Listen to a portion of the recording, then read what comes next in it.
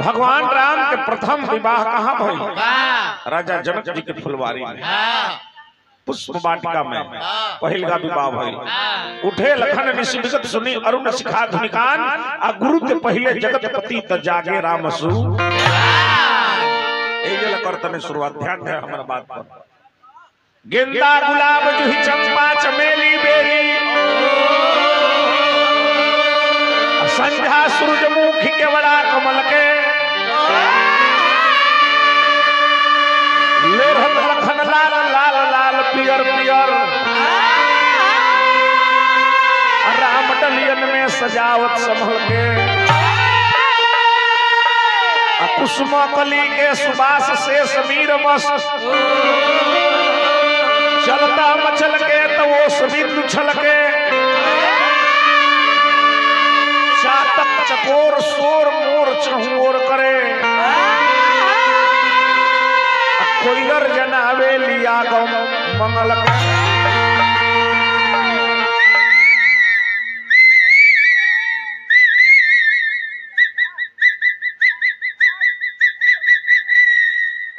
कौआ तोर भाता बकुला तोर देवर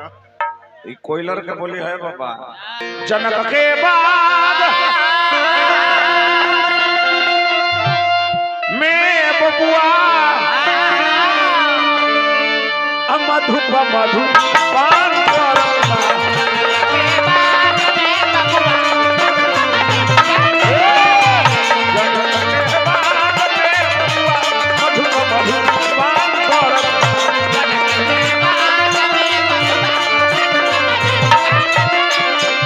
कबो के वाला से पूछत बा कबो जू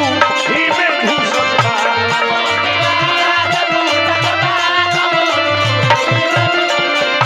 कबो के वाला से पूछत बा कबो जू ही में घुसत बा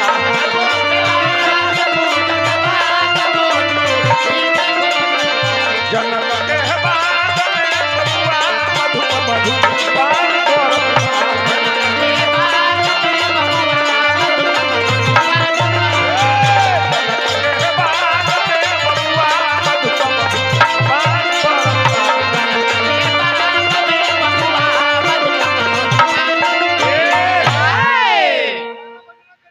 गाना बजाना करना हो बाबा। ध्यान दो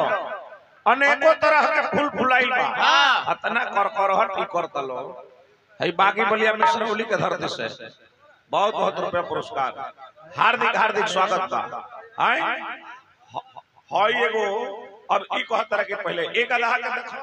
पहले ते गधा चुप रहो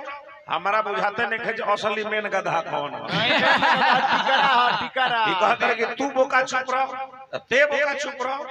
हम कहता नहीं जे ते खोचड़ चुप रहबे कि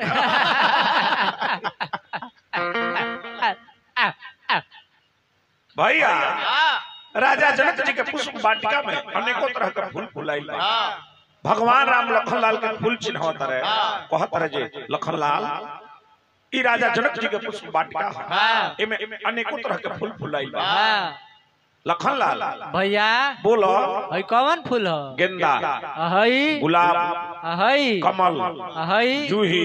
हऊ चमेली हई बेली हई रात रानी हई 10 बजिएवा हई हई हाँ सूरजमुखी हई हई हई हई हाँ अरे अड़हुल हो हाउ हाउ हाउ होनिया हो 4-5 गो फुलाइल बा। हाँ रे तबे हाया का फूल बुझा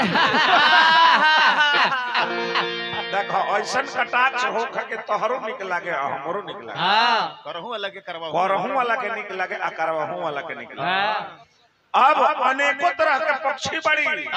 राजा जनक जी के पुष्प वाटिका में लखन लाल भैया बोलो तो हई कौन पक्षी हो? सुगा हई कोइलर हई बटेर हई गौरैया हाउ हऊ हाँ मैनी हई बाज हई गिद्ध हई चकावा हई चकोर हाउ हऊ हाँ 4-5 गो बड़े सा हाँ रे तो कौआ बुझाता रे सब कौन कौआ कौन कौआ? डोम कौआ तेही अवसर सीता तह आई गिरिजा पूजन जननी पठाई कैसे पठाई कैसे कंचन के थरिया रेली हली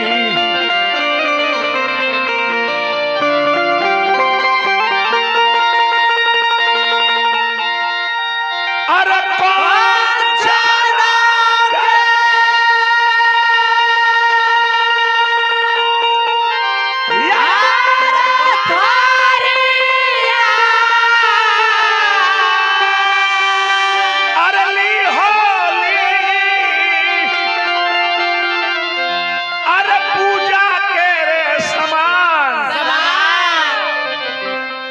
दही के डगरिया गुजरिया पंडित जी के करा बारात में आई बड़ो कौन भाषा के इस्तेमाल करके तनी समझम बात महात्म बाबा के नाम के ध्यान दो जियावल दही के डगरिया गुजरिया चलली हो दही के डगरिया गुजरिया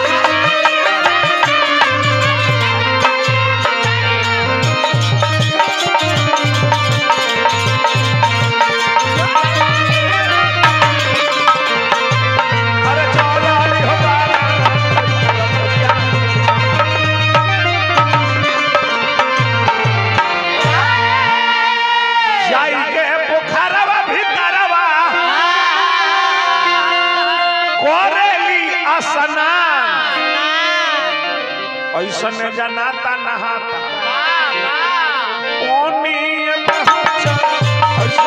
जनाता नहाता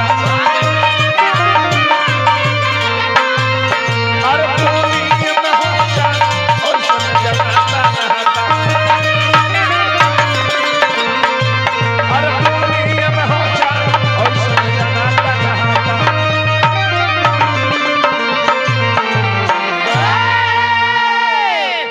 लक्ष्मण से कहलन भगवान बबुआ करना अनुमान सुनना सुनाता गवाता बगिए में लगिए सुनना सुनाता गवाता बगिए में लगिए सुनना सुनाता गवाता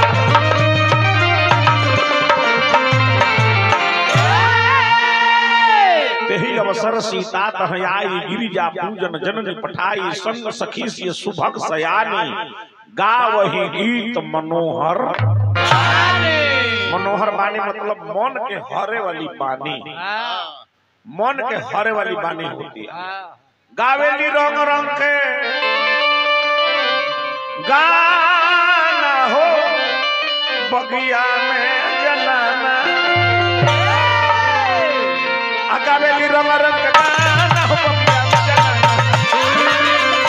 जलाना गावेली रंग रंग गाना हो बगिया में जलाना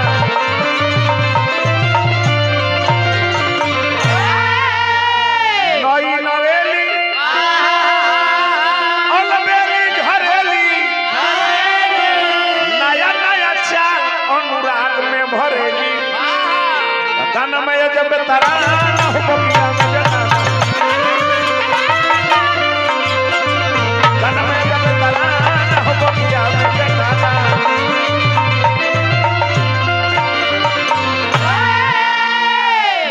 एक सखी सिय संग बिहाई आ गई रही लेखन फुलवाई ते दो बंधु बिलो के जाई आ प्रेम विवश सीते पहम एगो सखी जब भगवान राम के जब जब जब लखन लाल पर जब नजर पड़ो बाज बोली कले और जने निकल गली आगे ओने से हंसत आवतारी उनका से कुछ कहाते नहीं है हाफतारी काहे इतना बेचैन बड़ू का बात बा बोलो का कही ए सखी अरे कह सखी हमरो ले बतावा सखी ए सखी हाँ कहला बगैर का हाथ नहीं खे अच्छा और रहला बगैर हाथ नहीं खे हाँ तो उगिल द औ खई है आइल तने बड़ा ठाकुर जी का तने भाव का करे लगा दिखाई दे तने जामा पेन पेन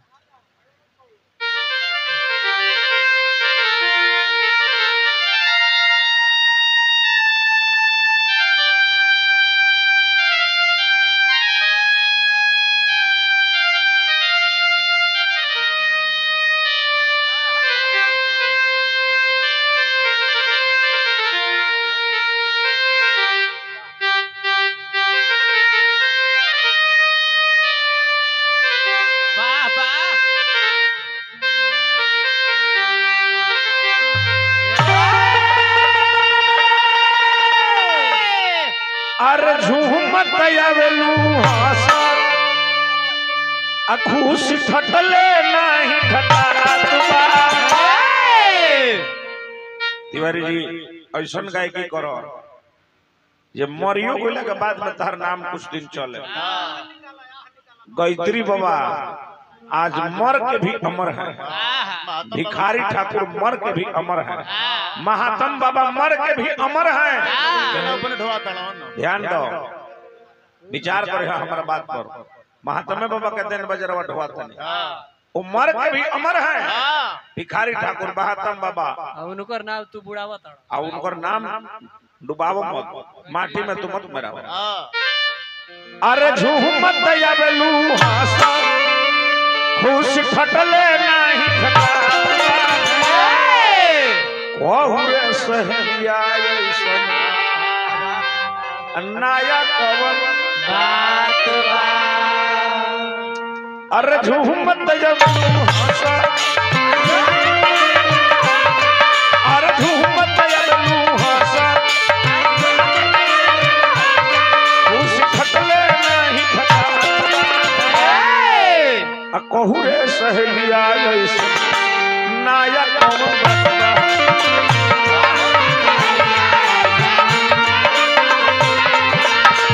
कहू रे सहेलिया नाया कवन बात बा।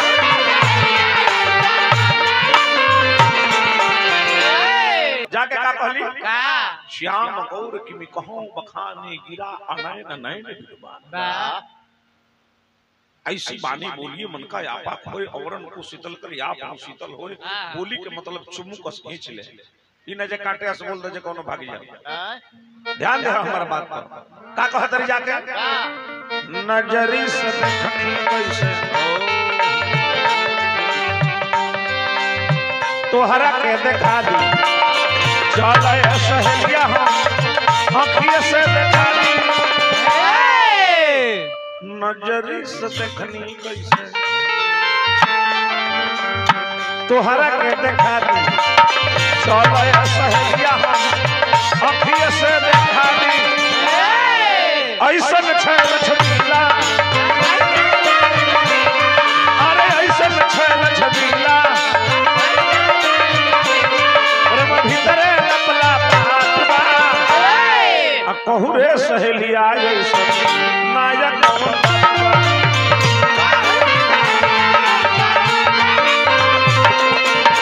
कहू रे सहेलिया नायक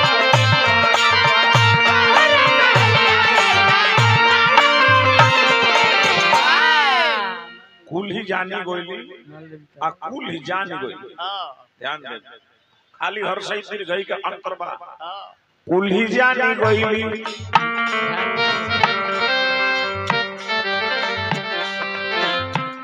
जानी गोइली उनका ओरी राम भइल चांद सिया हो गइली चकोरी कुल ही जानी गोइली गोइली उनका ओरी राम भइल चांद सिया हो गइली चकोरी अरे करत गई तिरी तिरी अरे करत गई तिरी तिरी प्रेम भीतरे लपला पातबा कहू रे सहेलिया ऐसन नायक कवन बात बा।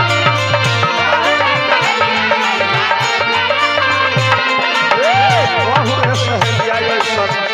नायक कवन बात बा।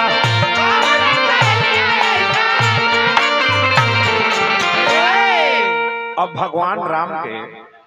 हम भैया बहुत बहुत बहुत बहुत एकदम मिश्रौली गांव एकदम चली गई। हार्दिक हार्दिक स्वागत हमनी के गांव हम मिश्रौली, हमनी के गांव हम मिश्रौली वजस भैया बाण है। अब प्रथम मिलन भइल नैन से नैन जब लड़ल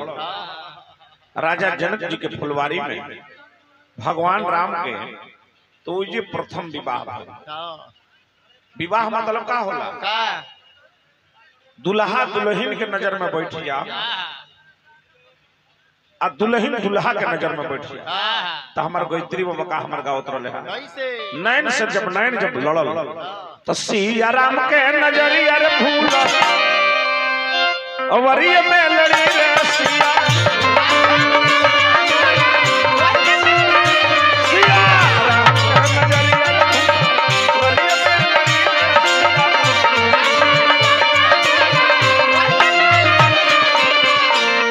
सिया राम के नजरिया फुलवरिया में लड़ी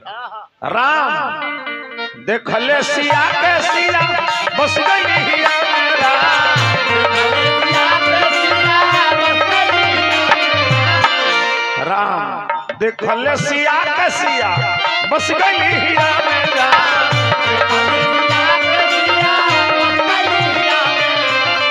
तू नवर से बांध गई तू नवर से बांध गई छतिया में बड़ी रे सिया राम के नजरिया फुलवरिया में लड़ी रे सिया राम के नजरिया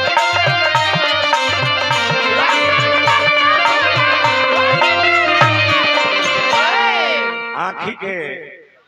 आँखी आँख में आँखिए आँखिया से बतियावती है आँखिया से बतियावती है नैन से जब नैन लड़ल तक केहू के आँखी के पलक गिरते नहीं माथ पले हटा दा गिरल गिरल एकर पलक पहले गिरता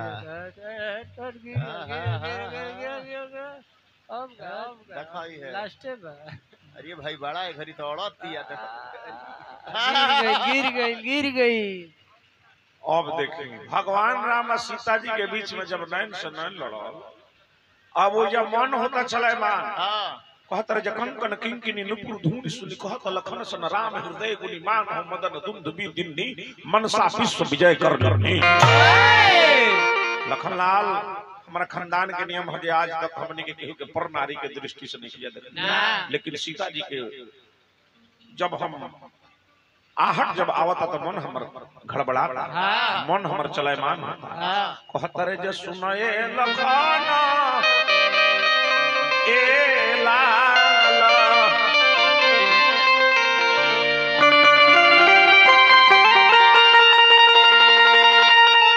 अरे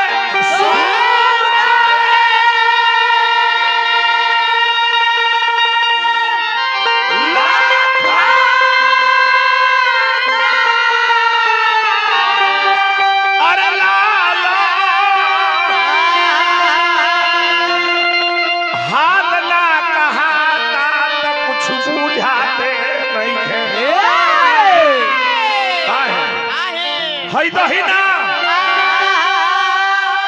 अलग फरा फराता कुछ बुरा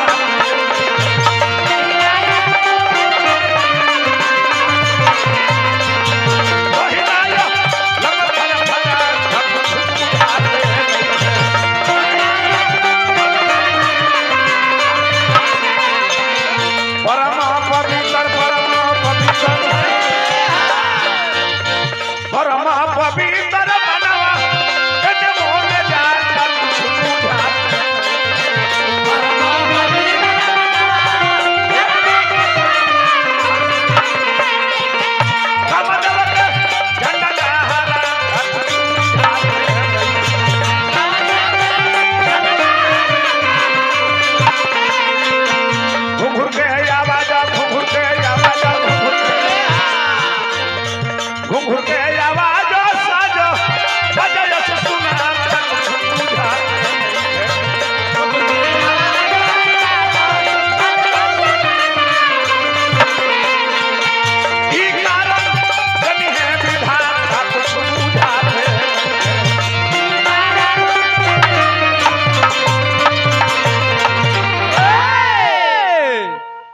लिखतनि तुलसी मनुजा हिराच मिलहु सुपर सहज सुंदर सामरो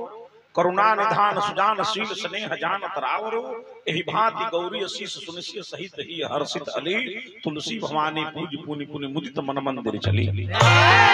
जन गौरी अनुकूल से ही हर्षण जाय कहीं श्री मंजुल मंगल मूल बाम अंग फरकन ओ दिन एक बार ना गोली दोहरिया के पूजा करे खातिर ए जे प्रसंग खड़ी पाई हम करते